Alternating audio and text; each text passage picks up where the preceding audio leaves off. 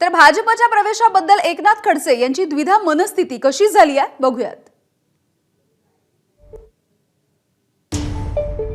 Oasis फर्टिलिटीच्या तज्ञांनी IVF उपचार पद्धतीद्वारे 1 लाखांहून अधिक जोडप्यांना मातृत्व प्राप्तीचा आनंद दिला आहे।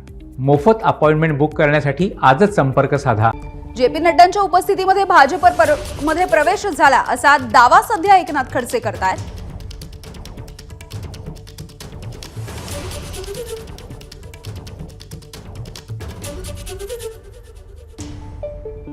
एकनाथ खडसेंनी अद्याप शरद पवारांच्या राष्ट्रवादीचा राजीनामा दिलेला नाही आहे।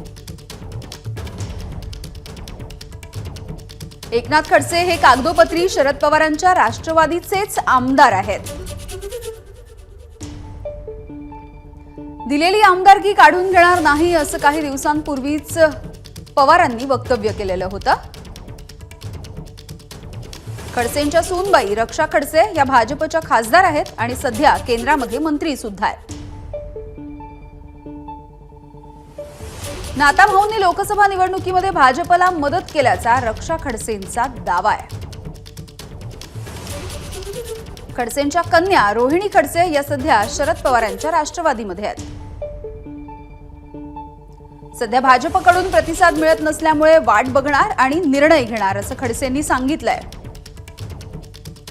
प्रतिसाद न मिळाल्यास खडसे हे पवारांच्याच राष्ट्रवादीमध्ये राहणार आहेत।